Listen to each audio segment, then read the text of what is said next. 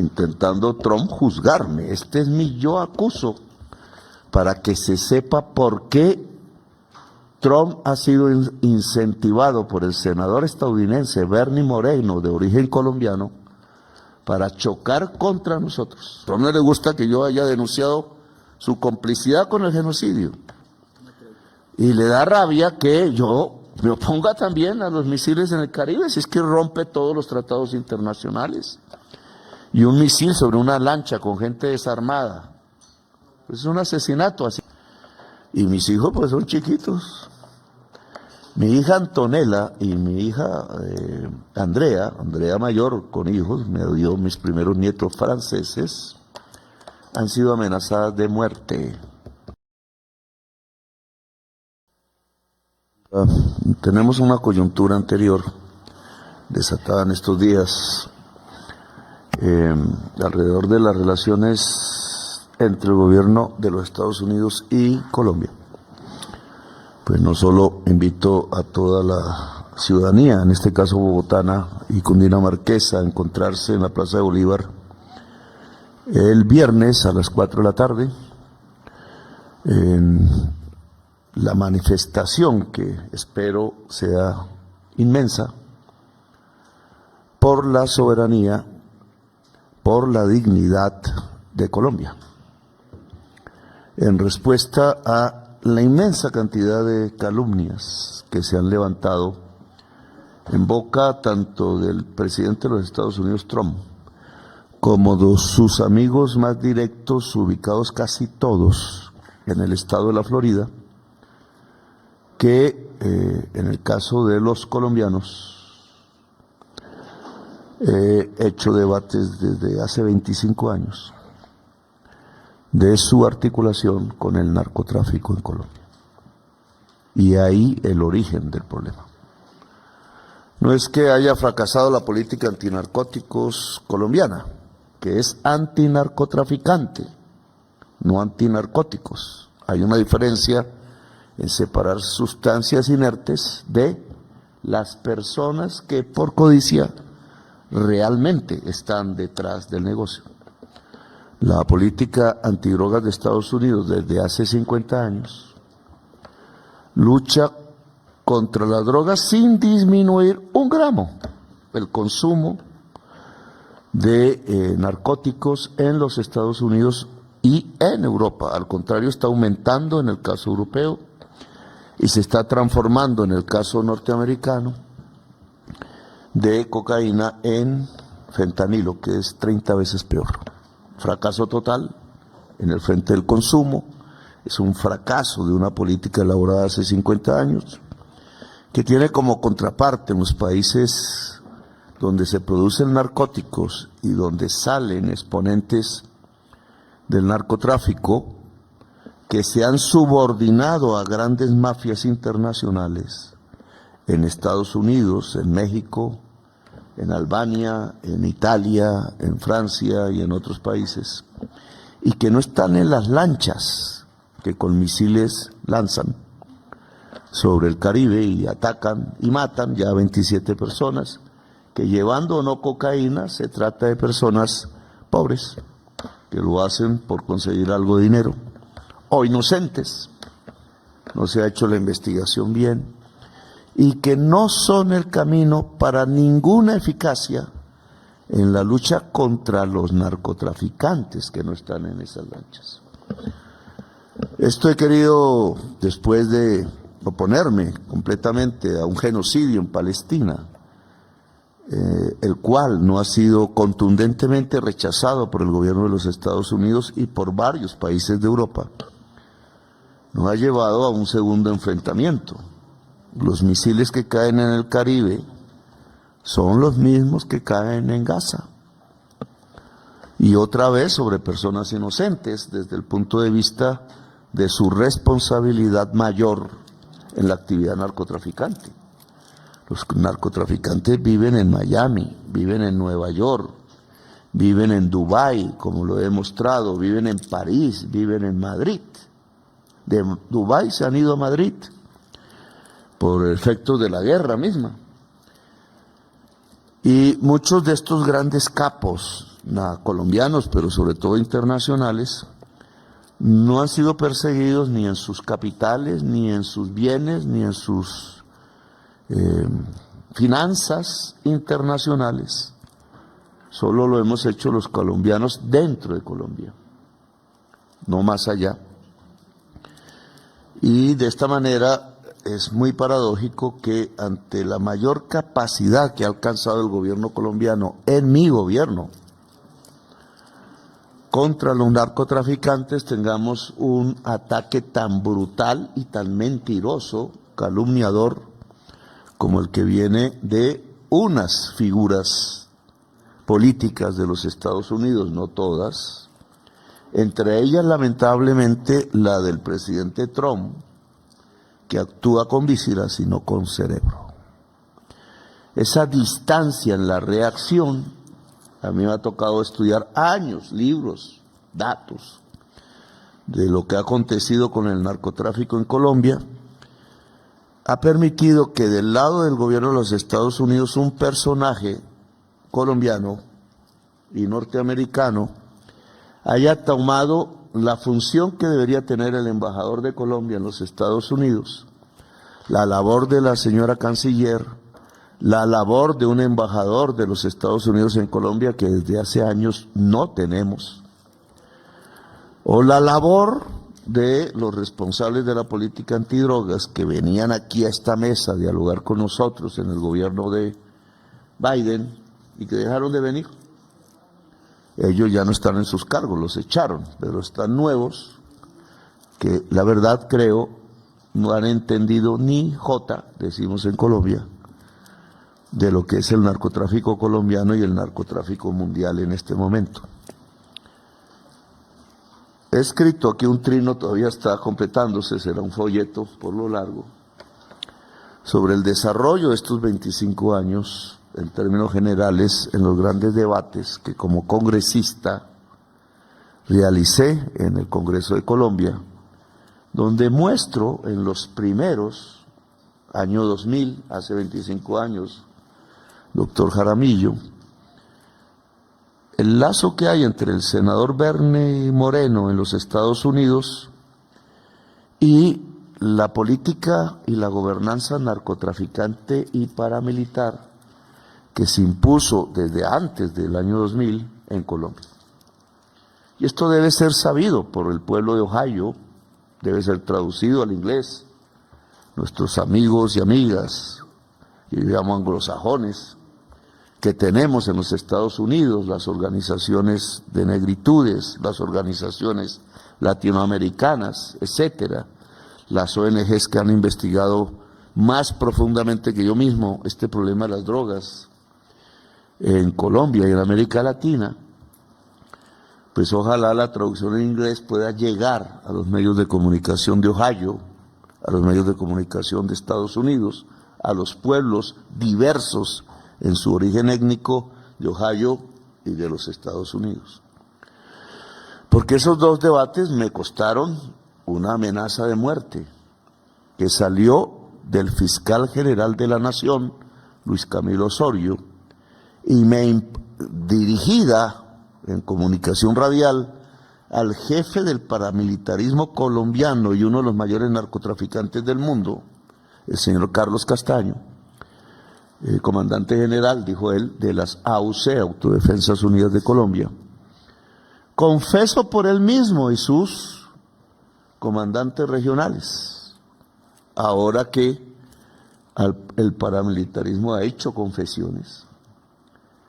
Se los llevaron extraditados a Estados Unidos en el gobierno de Uribe mismo, para evitar que hablaran, porque en Estados Unidos solo hablaron de narcotráfico, pero no de la ligazón con el poder político colombiano, que es lo que ha permitido en Colombia que haya un genocidio. 10 veces Gaza, he dicho. Ese primer día del genocidio colombiano comienza con el primer día del genocidio palestino, 9 de abril de 1948. Aquí la masacre en Bogotá del pueblo bogotano, a raíz del asesinato de Jorge Eliezer Gaitán, allá la masacre de Deir Yassin, hecho por los papás políticos de Netanyahu contra el pueblo palestino en unos corregimientos, diríamos nosotros, cerca de Jerusalén. Paradoja de la historia, pero es el mismo día. Continúo. Los debates que hice están en libros. El editorial del Tiempo nunca vendió, pero están por ahí y están grabados. Se pueden reproducir porque creo que es el momento. Esos dos debates se dan en el año 2000 o 99 en el gobierno de Andrés Pastrana, presidente de Colombia. Esos dos debates tienen que ver con dos temas concretos. La transformación de la hacienda San Simón en el extremo norte de Bogotá, 30 hectáreas, 300.000 metros cuadrados, zona rural, la tierra más fértil de la sabana y al parecer de Colombia, colindante con Chía, que cambia su uso por una firma del ministro de Medio Ambiente de Pastrana, que sirve de ejemplo a las firmas que aquí se dan. Ojo. Eso le llamamos en Colombia volteo de tierras. De tierra rural pasa a tierra urbana. El efecto de esa firma es que el metro cuadrado de la tierra rural que estaba en la hacienda San Simón era 50.000 pesos metro cuadrado, del momento que hizo el debate, a 500.000 pesos el metro cuadrado transformados por la firma en tierra urbana. 10 veces más de fortuna. El negocio consiste en comprar la tierra siendo urbana y por la influencia en el poder político volverla urbana y te vuelves más rico que Trump. De rural a urbana. Te vuelves más rico que Trump. El negocio en ese caso convirtió pues haciendo la operación más o menos 300.000 millones. Habría que volverlo a dólares. Eso en dólares de hoy da. Matemático da 300 dividido entre 4, 7, 70 y pico mil. 80 millones de dólares. Se convierte en 800 millones de dólares. Con una firma. El ministro Juan, ¿cómo se llamaba él? Meir, firmó. Eso se produjo después de un debate mío con Peñalosa por el POT, Plan de Ordenamiento Territorial de Bogotá, impidiendo que Peñalosa urbanizara desde el norte de Bogotá hasta Chía, 4.000 hectáreas, y la CAR de Diego Bravo se opuso, y eso hace que por normas pasara al gobierno nacional, Ministerio del Medio Ambiente, y entonces no dejaron urbanizar 4.000 sino 1.500 hectáreas. ¿Qué? No dejaron urbanizar 4.000, sino que hicieron una reserva forestal de 1.500 hectáreas, que nunca ha tenido un árbol sembrado, que no sea por mí cuando fui alcalde, y que parte es propiedad del hermano de Beri Moreno, parte, y que están esperando que deje de ser reserva forestal otra vez para hacer lo mismo que se hizo en la hacienda San Simón, que un alcalde firme, se deje urbanizar, y el negocio no es de 50.000 a 500.000, sino de 0 a 500.000. Porque la tierra de una reserva forestal tiene 0 pesos. Por eso nunca se ha podido hacer la reserva forestal Tomás Van der Hamen del norte de Bogotá. Pero el mismo ministro Meyer permitió entonces que todo el área de 300 hectáreas de San Simón, que era rural, se volviera urbana, y ahí está el negocio, que también benefició a Pastrana y su familia, a los dueños del Tiempo, Santos, unos, no todos, a el ministro de Relaciones Exteriores de Pastrana, su esposa, Crismasuera, Fernández de Soto se llamaba él, al señor jefe de planeación de Pastrana, el señor Jaime Ruiz, a una élite bogotana, habitante de Chapinero, muy rica, que compró la tierra rural y la vendió urbana.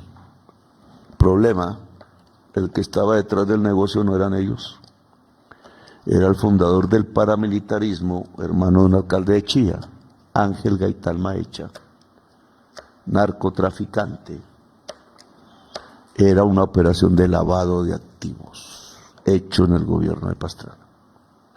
Y hay un segundo hecho que vincula al señor Berni, y es que su hermano participa en esa operación de lavado de tierras. Su hermano, el presidente de Amarillo, hasta hace poco, no sé si todavía, y su otro hermano, expresidente del BIT, embajador de Colombia ante los Estados Unidos, Alberto Moreno, pues está metido en otro negocio que se publicó en un libro y que yo denuncié en mi debate, el libro de el Banco del Pacífico y el robo del Banco del Pacífico. Y que los colombianos medio todavía recuerdan. Todos estos debates a veces se olvidan, bien olvidados, porque la prensa los olvida. Pues si estaban dueños del tiempo, ¿cómo no? En el robo del Banco del Pacífico, que es un banco ecuatoriano, el señor Londoño, ministro del Interior de Álvaro Uribe Vélez, compra el banco con un préstamo del banco, es decir, un autopréstamo. Crimen financiero. Y traído aquí, ya convertido en banco colombiano, logran que un fondo de capital de los Estados Unidos, llamado Westfield, propiedad, no sé si total o parcial, de senadores de los Estados Unidos, ahora no tengo los nombres, está en mi libro, se alían con Alberto Moreno, con el ministro de Defensa de Pastrana. Esto es en el mismo gobierno de Pastrana, dos negocios inmensos. Se alían con el ministro de Defensa, ahora olvidé su nombre,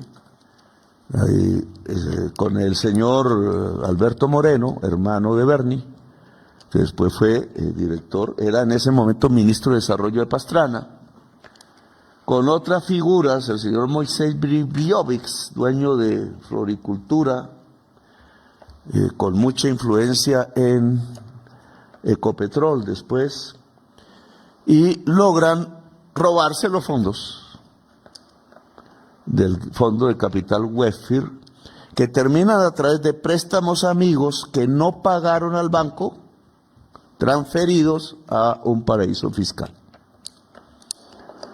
No llegamos nosotros, con nuestra falta de capacidad en el Congreso de Colombia, a tener los dueños de las cuentas del paraíso fiscal.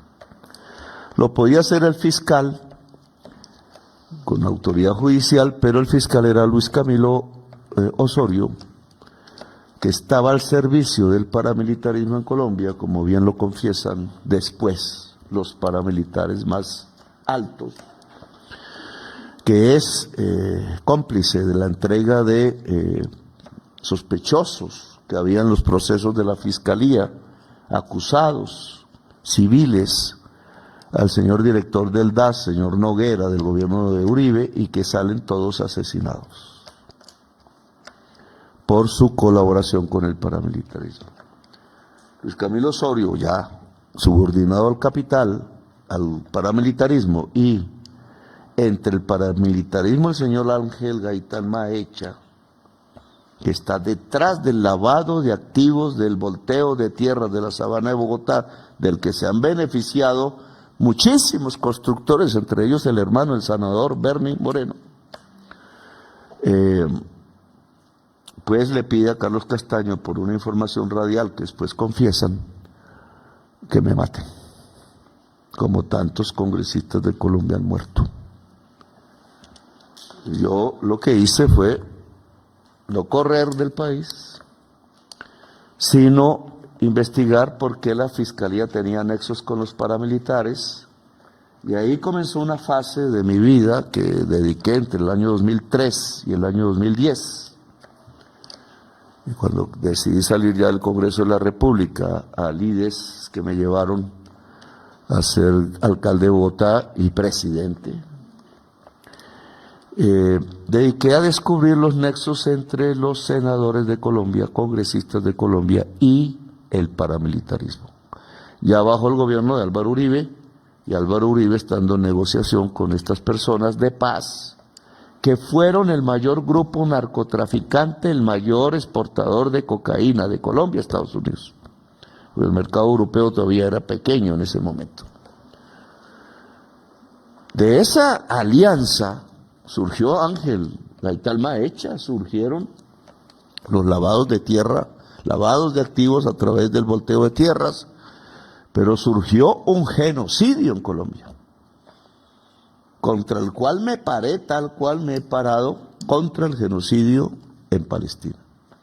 90.000 personas murieron en el periodo de gobernanza paramilitar que arranca desde el fin de la Constitución del 91, que no dejan aplicar, la Constitución no se pudo aplicar, hubo un gobierno de facto paramilitar de políticos ligados al narcotráfico que no permitieron la aplicación de la Constitución, hasta cuando yo mismo, ya como congresista al final de mis periodos, en el 2010, durante toda esa etapa, pude destapar debate regional por regional, Córdoba, Sucre, Norte de Santander, universidades públicas, e iba hacia el de Bogotá, que es clave en este momento, porque nunca se descubrió, y el 35% de los senadores de la República fueron a la cárcel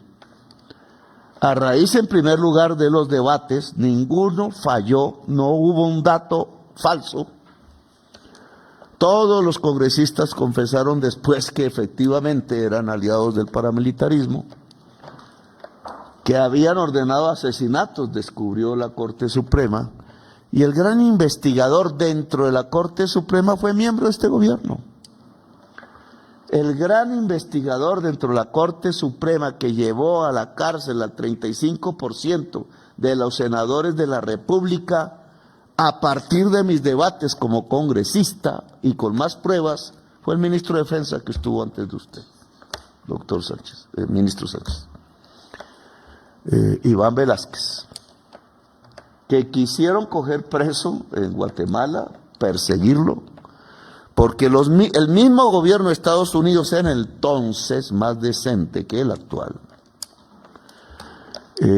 pidió, por su experiencia, que derivó de mi actitud en el Congreso, que descubriera los nexos entre la política y el narcotráfico en Guatemala. Ahora el gobierno actual no reconoce eso de este gobierno.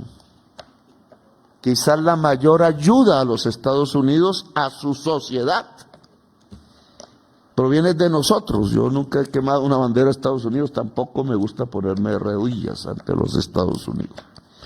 Pero la mayor ayuda de grupos de acción política de Colombia a la sociedad de los Estados Unidos, al descubrir los nexos del poder político colombiano y el paramilitarismo, provino de mí, de mis grupos políticos.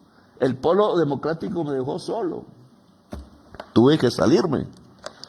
Pocos amigos me acompañaron, pero en muchas partes empezaron a aparecer ayudas, al punto que cuando decidieron el asesinato contra mí, ocurrieron dos, alguien diría milagros, quizás.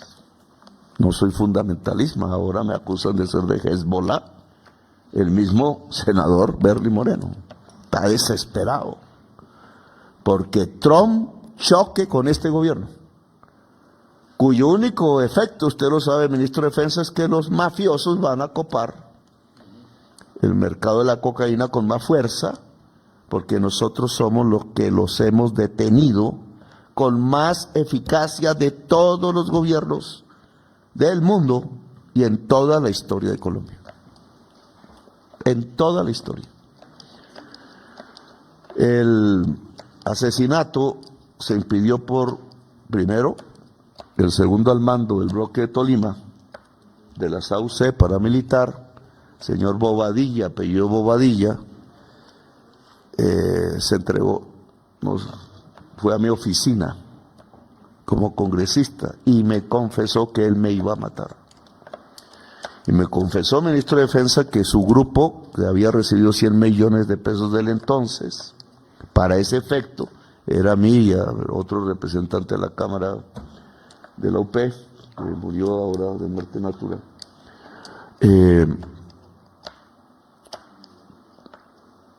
Ese grupo se entrenó por un coronel de apellido Suárez en Tolemaica.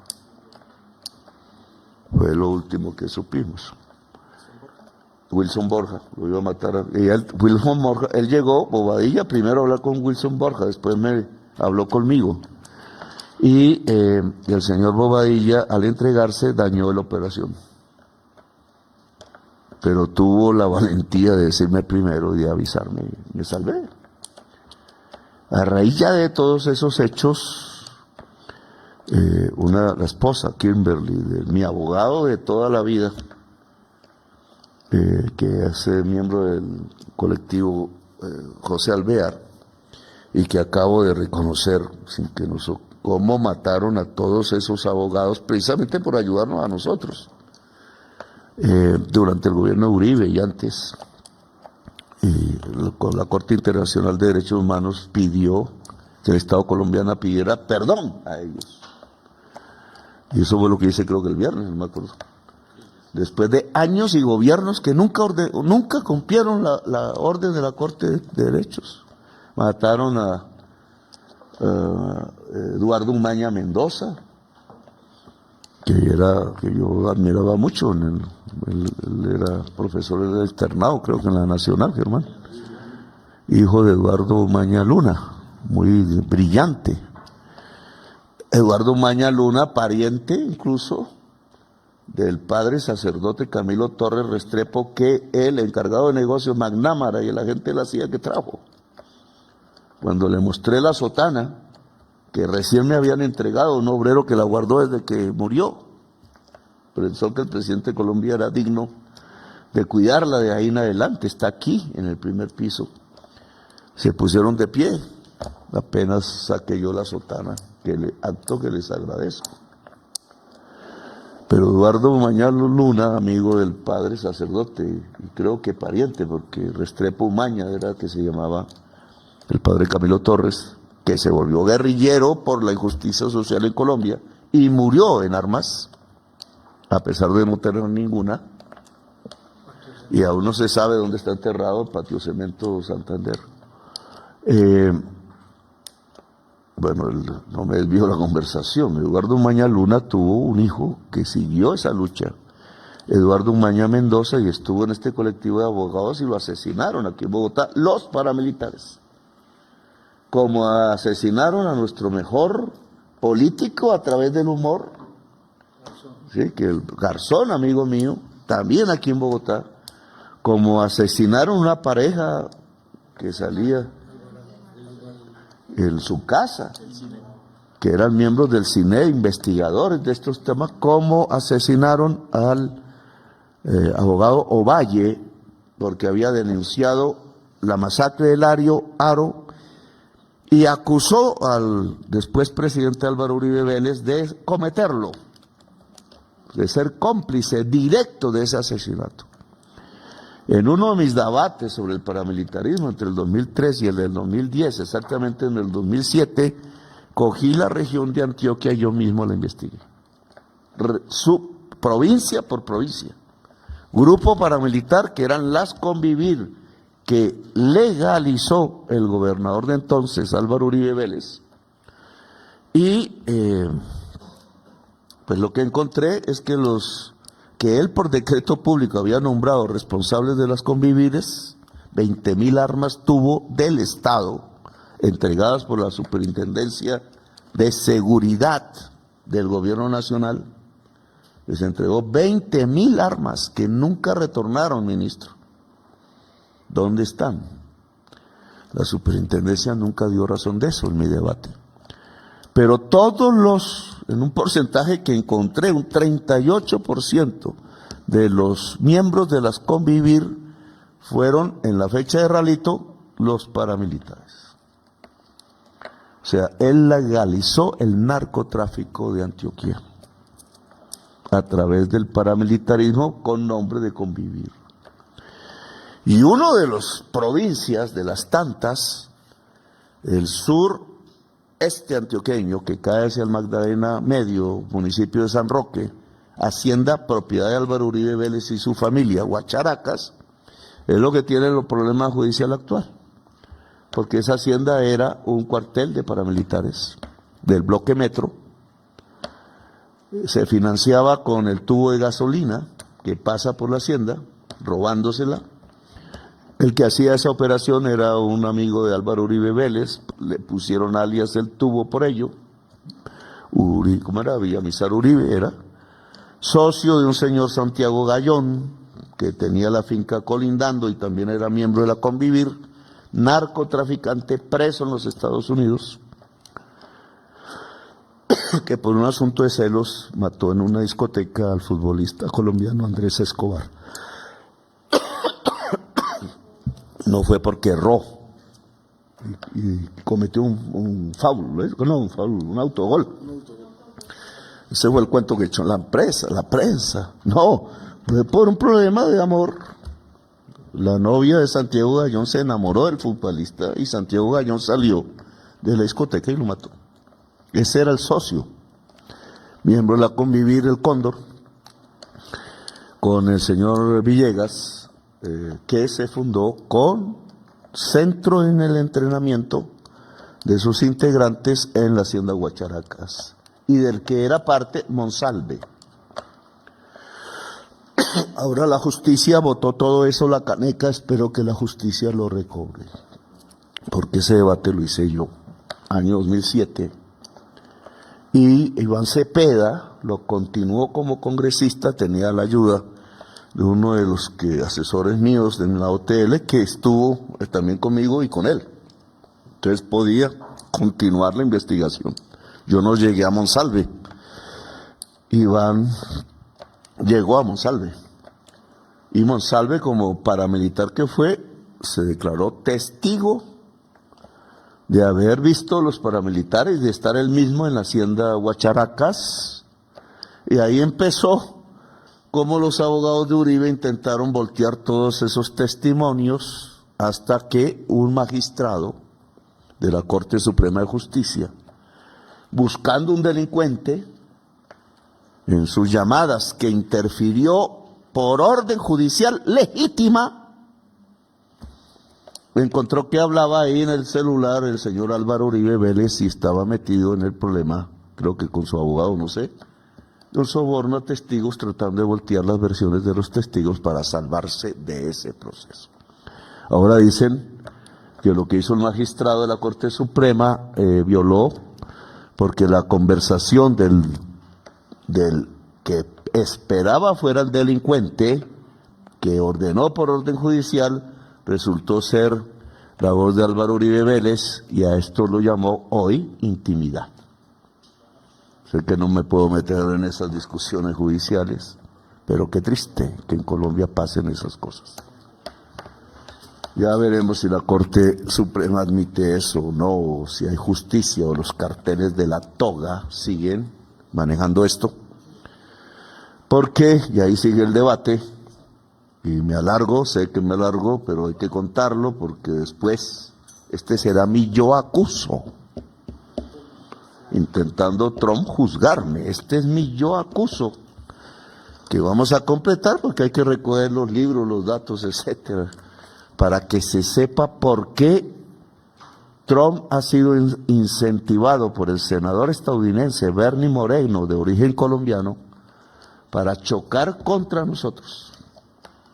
Pues eso no le nace a Trump. A Trump no le gusta que yo haya denunciado su complicidad con el genocidio. Yo le aplaudí su último acto, porque eso trato de ser pues equilibrado en esto. El último acto tiene fallas, pero por lo menos los rehenes fueron intercambiados. Lo que sucedió es que el genocidio no paró, siguen tirando bombas. ¿Puede salir un proceso de paz de ahí? Sí, pero hasta ahora no. Y le da rabia que yo me oponga también a los misiles en el Caribe, si es que rompe todos los tratados internacionales. Y un misil sobre una lancha con gente desarmada, pues es un asesinato. Así lleven cocaína, ministro de Defensa. Así lleven cocaína, es un asesinato. Tampoco le gusta, y entonces Trump pues es víctima vulnerable de un señor como Bernie Morano tratando de echarnos el agua sucia de todo. Entonces le va diciendo yo soy narcotraficante.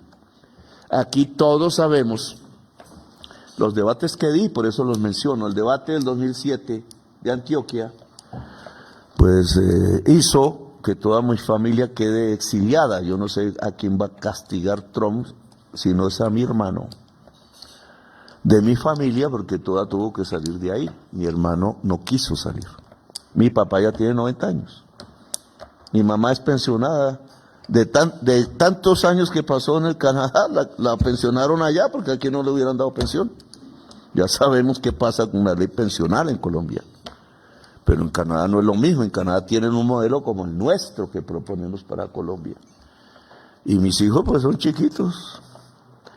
Mi hija Antonella y mi hija Andrea mayor con hijos, me dio mis primeros nietos franceses, han sido amenazadas de muerte por el verdadero narcotráfico en Colombia, que no son los señores de las lanchas, no son los campesinos que siembran hoja de coca, sino que son y se origina en el mismo Ángel Gaitán Maecha, que aquí nombre.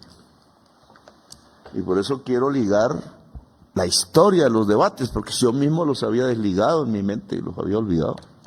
Pero ahora tengo que recordar el hilo conductor que me ha traído a este palacio y que me tiene al borde de ser juzgado como narcotraficante por el señor Trump y sus jueces, que creo que son independientes a él.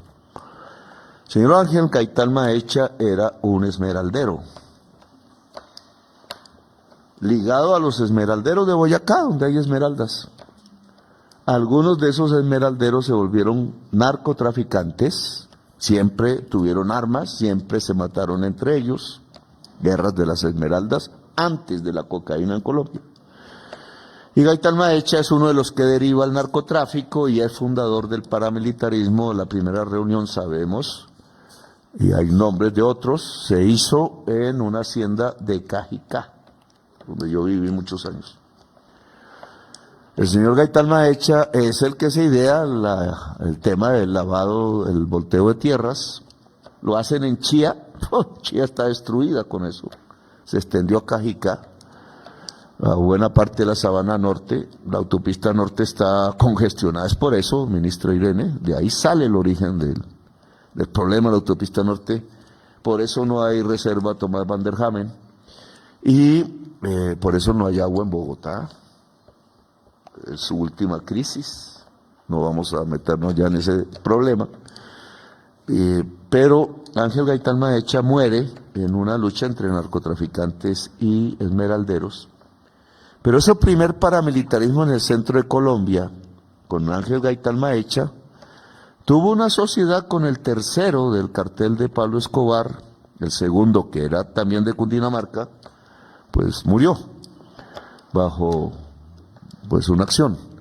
El tercero nunca fue perseguido, nunca. Como nunca ha sido perseguido por el Estado, toda su descendencia en lo que yo llamo el cartel de Bogotá, del que era parte Ángel Gaitán Maecha.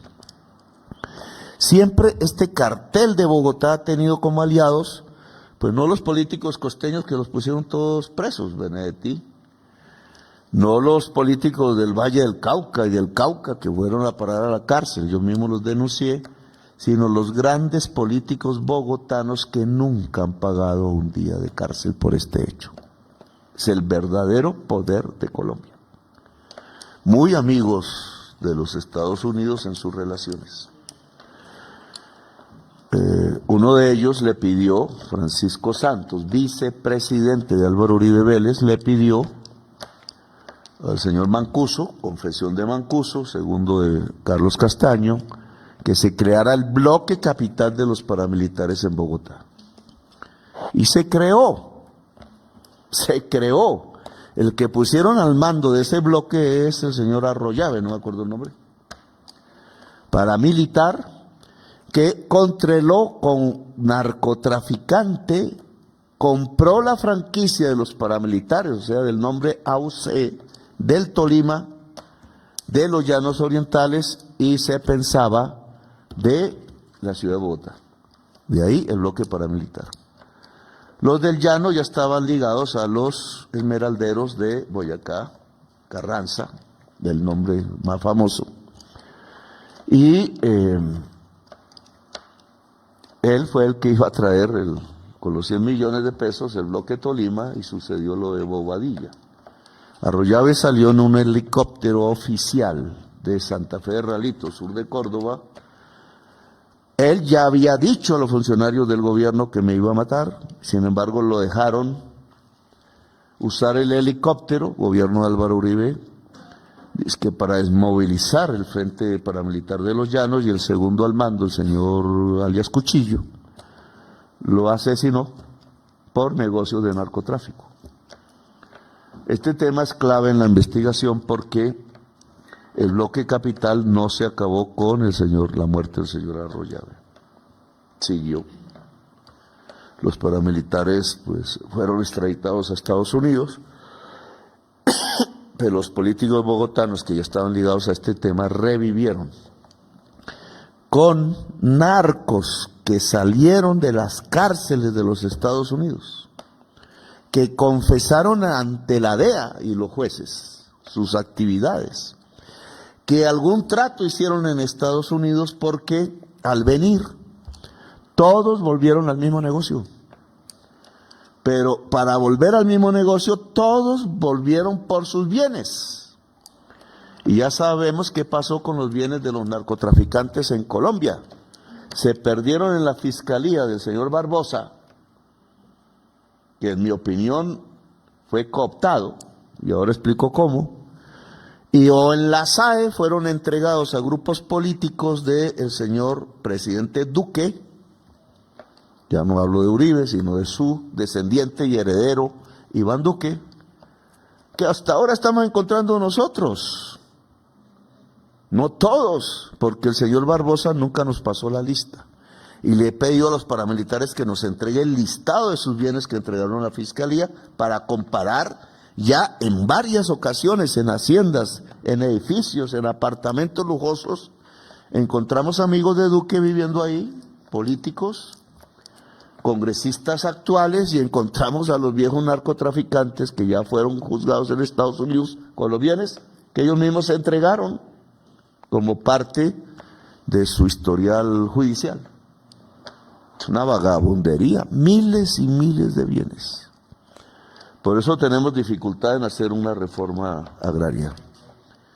Y ahí, gobierno de Duque, pues toda nuestra campaña, porque ahora no solo nos acusan de que somos narcos, cuando fuimos los que destruimos, no todo el narcotráfico, pero sí un núcleo fundamental, el paramilitarismo, que no fue Uribe, porque los iba a poner de congresistas en el referendo.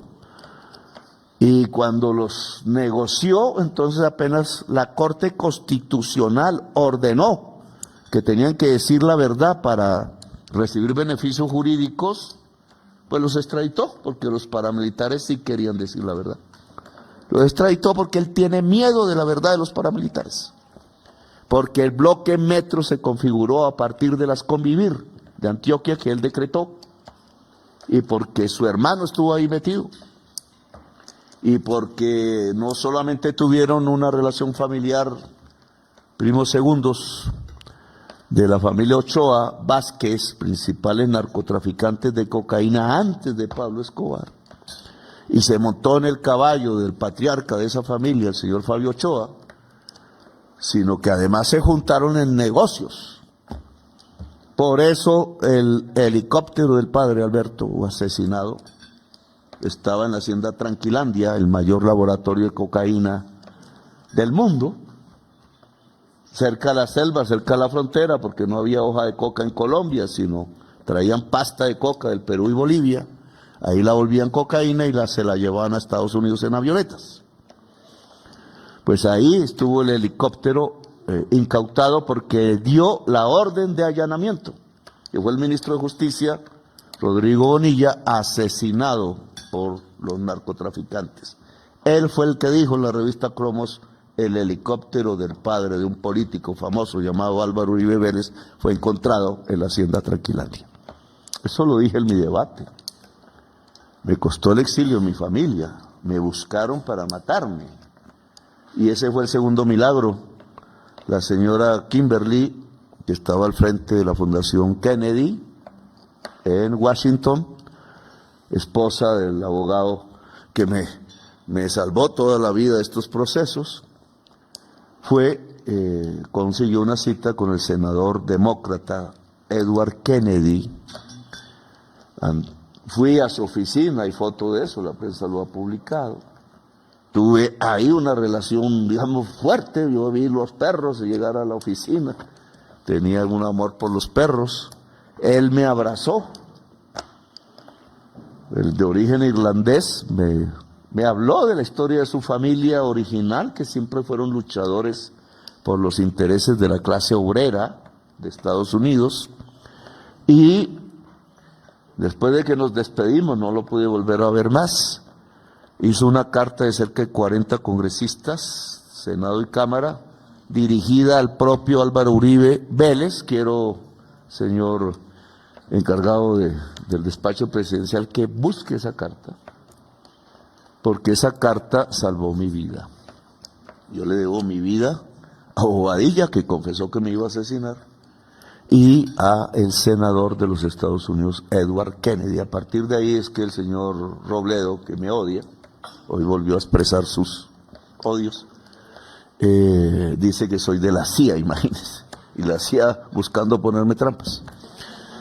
Eso es nuestra izquierda colombiana, que la dialéctica dice se vuelve su contrario, ¿no? Se vuelve su contrario. Entonces, el más antiimperialista de nosotros, que sí quería, ahí está la foto, mira, quiero que esta foto tiene que volverse famosa. No sé si la cámara la logre, porque van a decir que es mentira. Bueno, este señor, Edward Kennedy, salvó mi vida en el momento de mis debates del paramilitarismo. Por eso yo no odio a Estados Unidos, como dicen. Yo sé las diferencias de política que hay en Estados Unidos, me muevo en ellas. Bueno, tengo que terminar mi cuento, si no, no vamos a los proyectos estratégicos. Aunque ya llegar a la medianoche no es extraño para nosotros aquí. Entonces, esta historia al final tiene con que después de los paramilitares hay un nuevo cartel en Bogotá. Ese cartel ya no es ni bogotano ni colombiano. Está configurado por políticos bogotanos y cundinamarqueses. Unos votan, porque ya no es un cartel jerarquizado, sino una federación. Y votan, incluso por teléfono. Hay uno cundinamarqués ahí. Ahí votaron si me mataban o no. Hay unos que dijeron que no, otros que sí. Se compraron un misil, yo criticando los misiles, se compraron un misil SAM-16 que buscaba disparar contra el avión presidencial. Le hemos hecho varias, yo creo que se les dañó, pero eso no hay que... Lo compraron en Venezuela. Por la debilidad del Estado venezolano hay misiles que venden corruptos. Y son los que ahora amenazan a mis hijos, porque este cartel se ligó, y creo que Estados Unidos tiene que ver con eso. De alguna manera u otra, ellos no exportan cocaína a Estados Unidos. La demanda por cocaína en Estados Unidos se ha detenido en el máximo hace años. Eso cambió el mapa, que también vamos a presentar aquí, satelital, que el informe de Naciones Unidas tiene, poniendo colores por los años en que el cultivo ha estado activo, tema que nunca le contaron a Trump y que es clave para mostrar la falsedad de su apreciación sobre la política antinarcóticos, que no le llega a Trump, embajador. Ustedes, al hablar con Bernie Moreno y sus amigos, no han encontrado el camino para hablar con Trump. Y entonces ni mi propio embajador ni mi canciller, que ya no tiene visa, logran mostrarle estos datos. sino que solo oye las calumnias del senador Bernie Moreno interesado en otro tipo de negocios, que solo le garantiza en Colombia y a su familia el señor Andrés Pastrana y el señor Álvaro Uribe Vélez, el señor Duque. Por eso quiere sacarnos aquí rápido, para que los negocios de él y sus hermanos se puedan hacer en Colombia.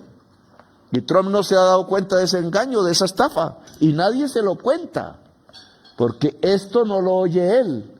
Y en inglés, él no lee lo que es periódicos demócratas, él solo lee a sí mismo, o su esposo, o su espejo, disculpe, no voy a acusarlo de nada, no sé si a la esposa, pero bueno, o a este tipo de asesores, muchos son nazis de Miami ligados al narcotráfico. Y entre los colombianos al señor Bernie Moreno. Así que si el embajador no es capaz de construir un camino que llegue y le ponga otra visión a Trump, vamos a tener problemas cada vez más graves. Tarea que le dejo al embajador todavía. Pero, volviendo a este tema, ¿qué pasa con este grupo que se alió con la mafia albanesa, la mafia italiana, la mafia árabe, la mafia francesa y controlan el pueblo de Marsella, el puerto de Marsella, mafias hispanas, mafia mexicana, mafia de los Estados Unidos, pero con el compromiso de no llevar cocaína a Estados Unidos, sino a Europa? ¿Qué pasa con ese cartel? No estaba en la inteligencia de la DIPOL, ministro de Defensa. Fue al presidente de Colombia el que le tocó denunciarlo por primera vez. Hay unos periodistas que ya tienen información y la sacan. Es una federación multinacional de las mafias, usando compra de armas, usando trata de mujeres, trata de niños, trata de órganos, usando lavado de activos, contrabando y usando drogas diferentes del mundo, no solo cocaína, cocaína es la de menos incidencia, casi, pero usando también la cocaína con sus socios latinoamericanos, entre los que se encuentra el narcotraficante Marcet, que mató al fiscal paraguayo Pecci en Cartagena, y que tiene el control de la ruta Santa Cruz, las ciudades del Cono Sur, que se han convertido en un mercado de la cocaína similar al de Estados Unidos, por la riqueza que ya han alcanzado. Señor Marcet vende la cocaína allá y lava los dólares en Colombia, con dos instrumentos: los espectáculos con artistas de Medellín, que les paga todo lo que valen en un año, pero venden las boletas, es el mafioso, y vende solo una parte de las boletas del concierto, el resto del concierto lleno de gente gratuito. Pero en la contabilidad parece que les ha vendido y ahí lava la plata. En varios conciertos repetidos. Una empresa de producción de Medellín, que es propiedad de Marcet, y de un ex oficial del Ejército de Colombia, ministro de Defensa. Y el otro mecanismo es las iglesias evangélicas, una que fue la única que hizo manifestación a favor de Álvaro Uribe, que tiene seccional en Paraguay y seccional en Colombia, y que parece transfiere recursos de Paraguay hacia Colombia, antes del asesinato del fiscal Pecci y durante. El señor Marcet, narcotraficante uruguayo, es socio del señor Julio Lozano Piraquete, esmeraldero de Boyacá, sobrino de Gustavo Lozano, el tercer del cartel de Pablo Escobar. Vivía en Dubái, las bombas lo espantaron allá, las mismas bombas que cayeron en Doha, en Qatar y en Irán. Lo sacaron de Dubái y ahora está por Europa. Esa sociedad conforma la Junta del Narcotráfico. Hay otros nombres. Le he pedido al señor director del DNI, publique el informe antes que nos maten, porque están los nombres. Hay señores de los equipos de fútbol metidos en eso, no los deportistas, congresistas. Hay una serie de personajes que deben ser investigados, es la orden que le di a la policía para investigar, pero que debe pasar es a la fiscalía, que está amedrantada. Vive la candidata Vicky diciendo que tengo fiscalía, que va, está apuntando contra mí.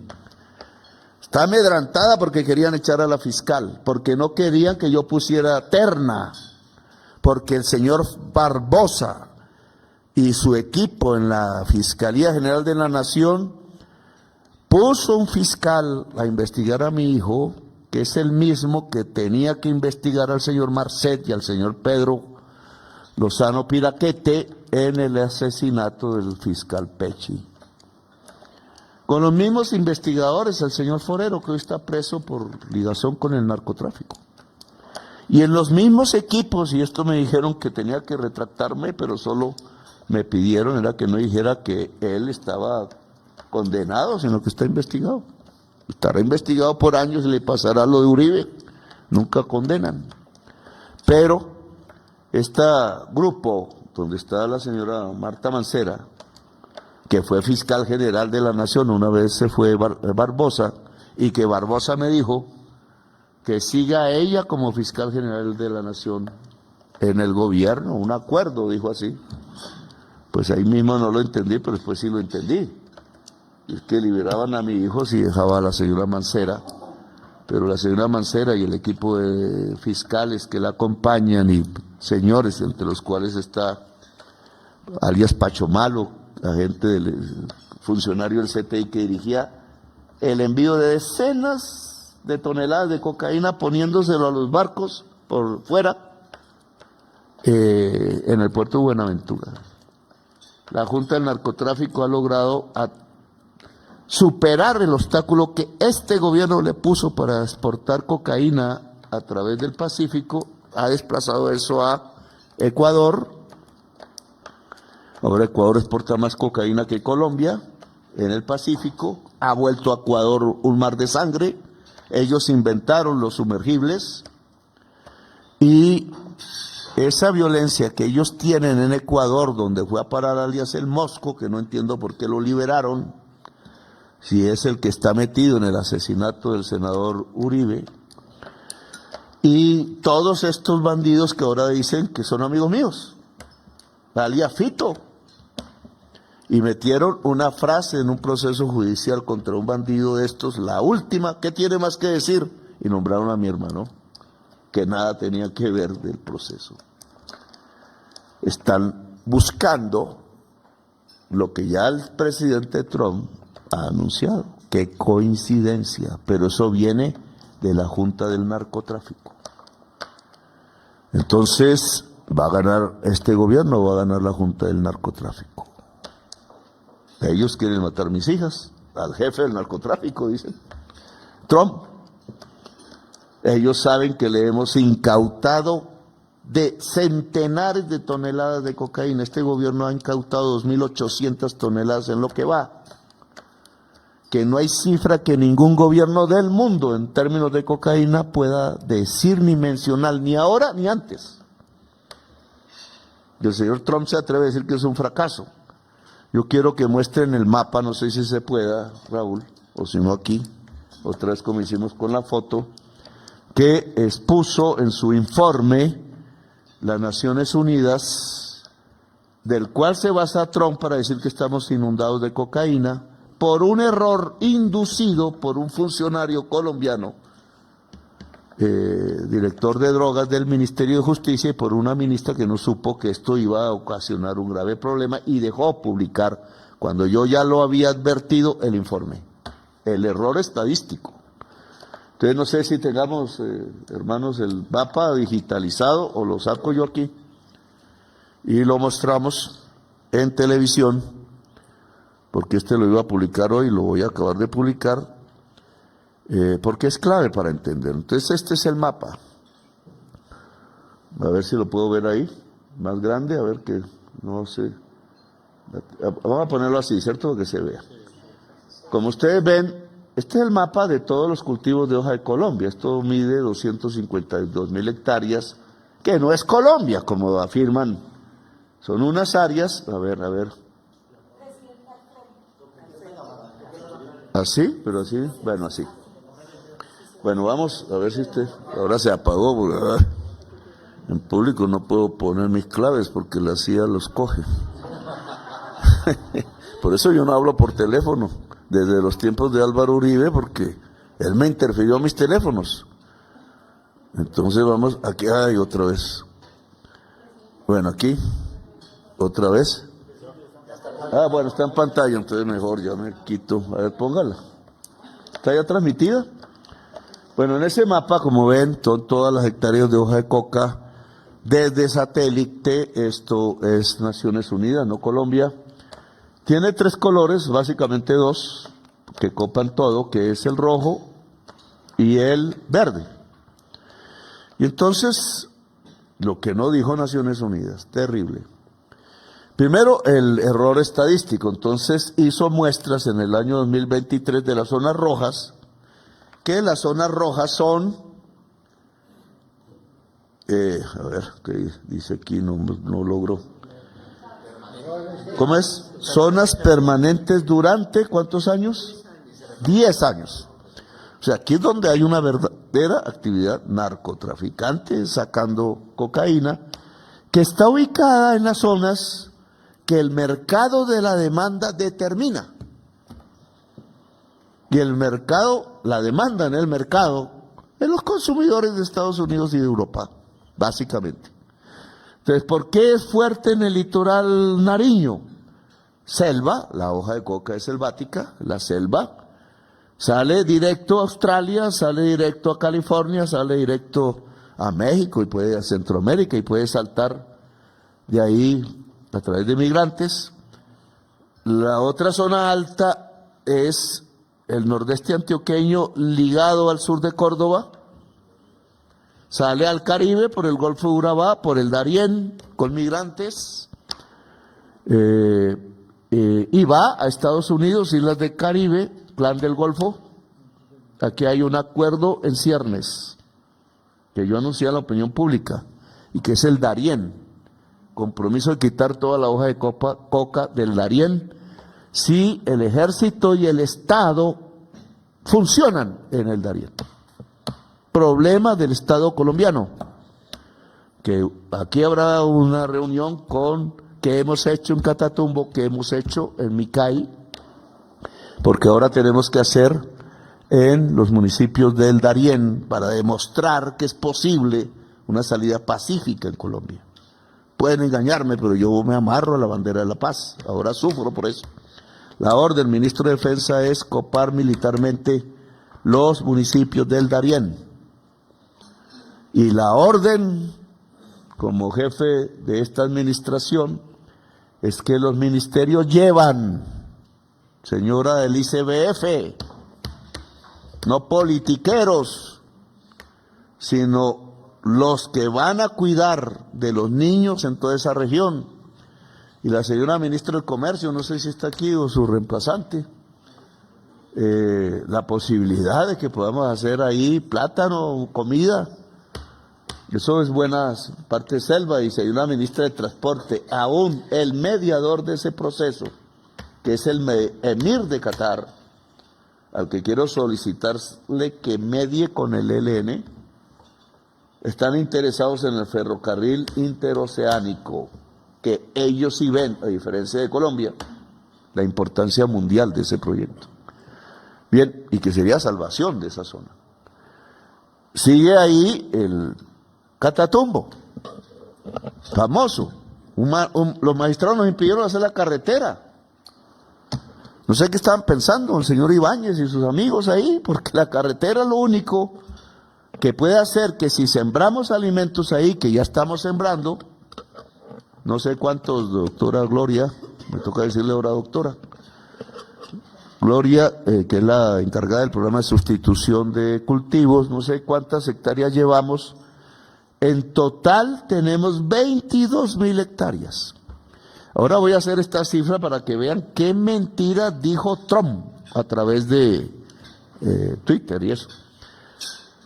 Ese es el rojo y eso va hacia el Golfo de Maracaibo, que queda 1 hora, de ahí sale al mar y de ahí coge rumbo a Haití, destruye Haití o a Europa.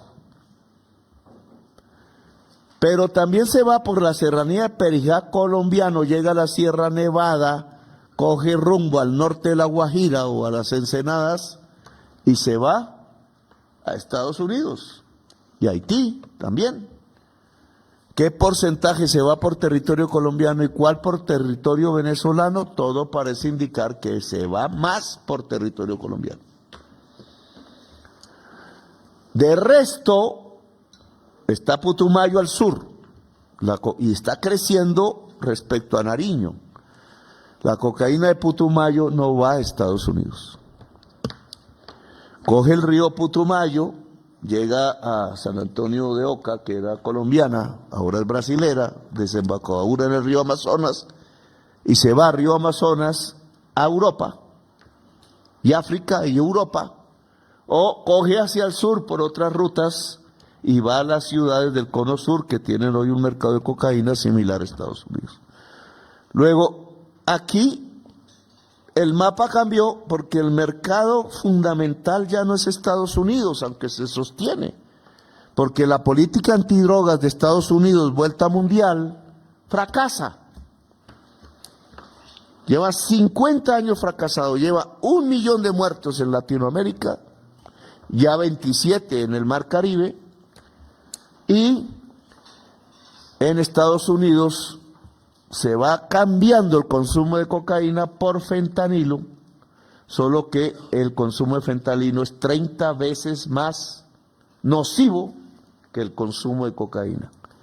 Y eleva los muertos de 3.000, el cannabis no pudo ni un muerto y ahora es sustancia no peligrosa, declarada por Naciones Unidas, pero el gobierno de Estados Unidos federal no permite que se exporte cannabis colombiano, que hubiera podido ser una gran oportunidad para disminuir estas zonas rojas.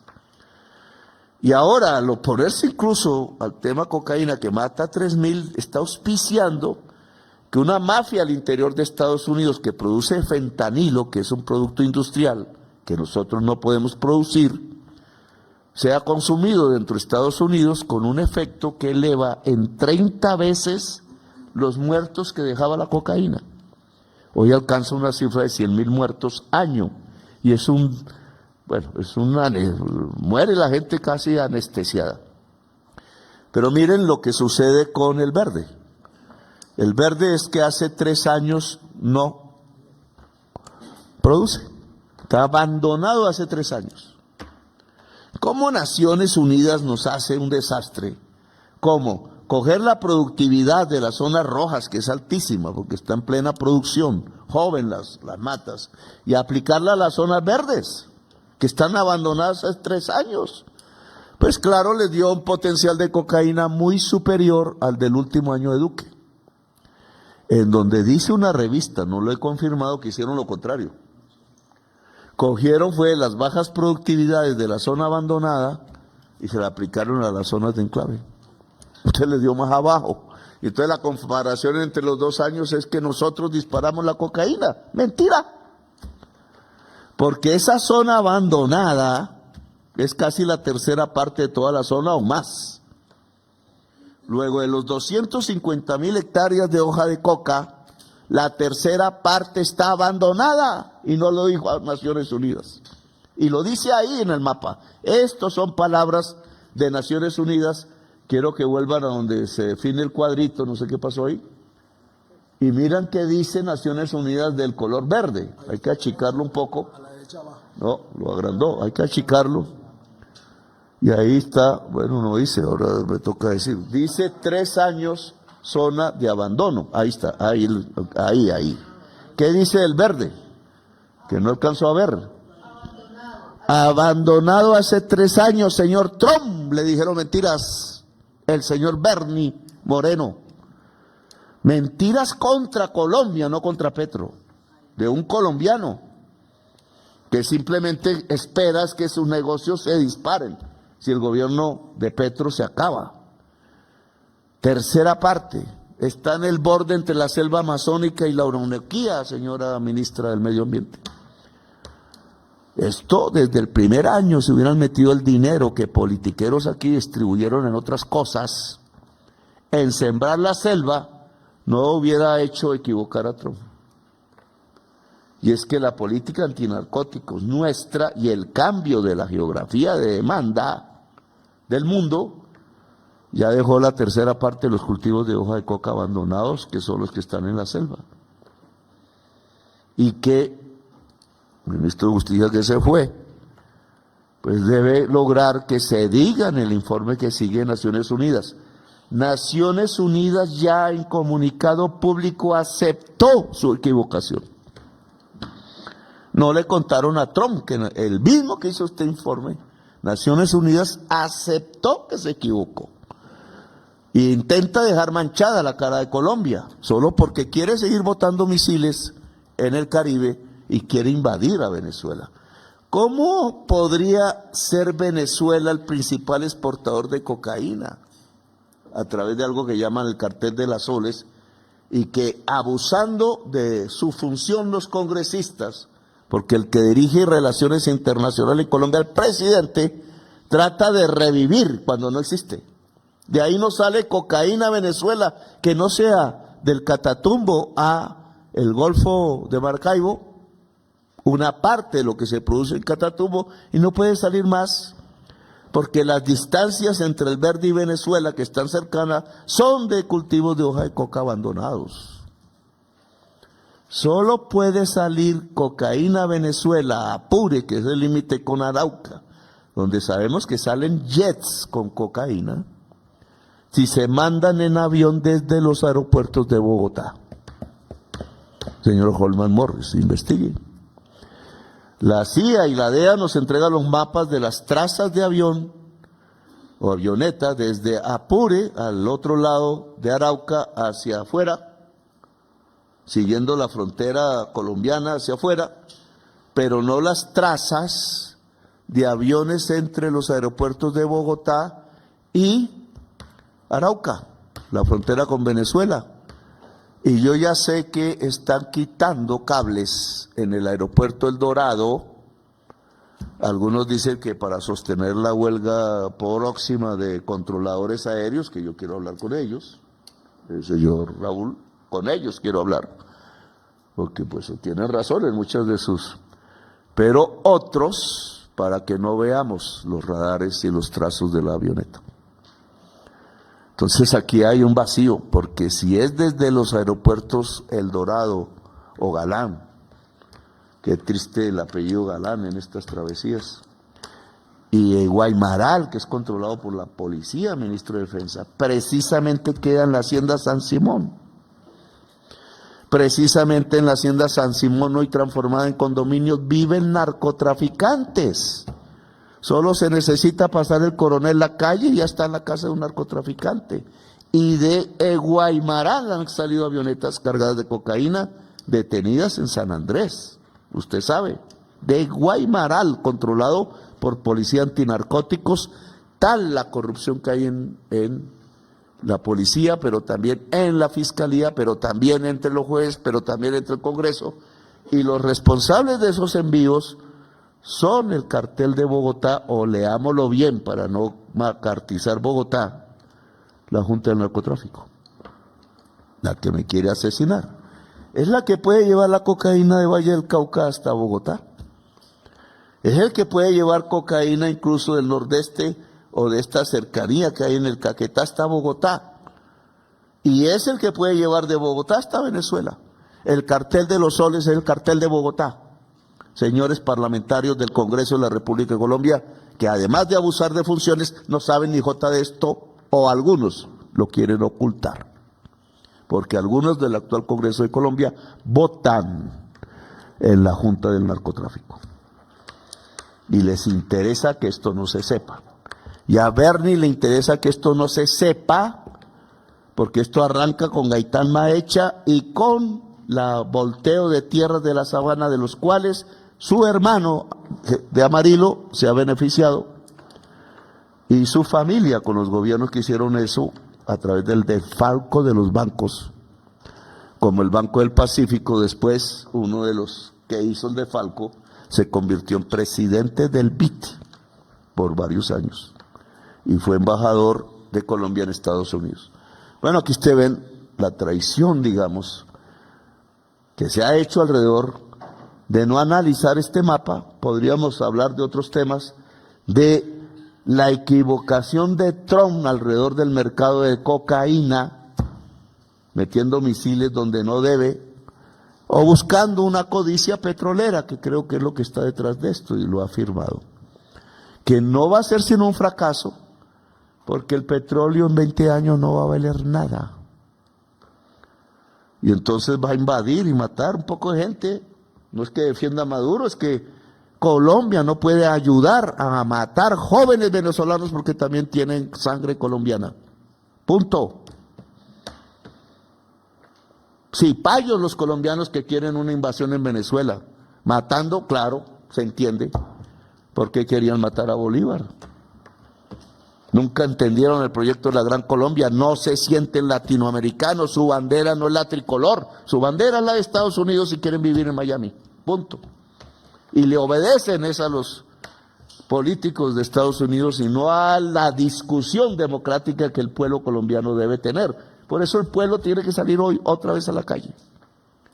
Y por eso el viernes los invito a las 4 a acompañarme, porque esto es en compañía que uno se defiende de un monstruo como Trump, o atiende las razones, y señor embajador, lleve las razones, pero por donde toca, porque esa oportunidad de dialogar con argumentos siempre hay que mantenerla, o terminamos en una masacre del pueblo latinoamericano, que debemos como gobierno evitar. Somos el corazón del mundo, no es mentira, somos la potencia vital, y si esto se llena de sangre, el mundo y la humanidad se llenan de sangre, como ya hemos visto en Palestina. Así que el papel de Colombia es crucial en Colombia, en el Caribe, en Sudamérica y en la humanidad en el planeta. Yo no me estoy equivocando con hablar con el mundo, desde Colombia, porque lo que estoy demostrando es que Colombia es corazón del mundo, y la agresión sobre Colombia es una agresión sobre el corazón del mundo, y convoco al mundo a ayudarnos. Antes convocaba al mundo a ayudar a Palestina, ahora a nosotros, porque nos quieren atacar, y son mafiosos, y Trump les está creyendo. Dejo aquí porque ya me extendí demasiado y seguiremos hablando después de este tema.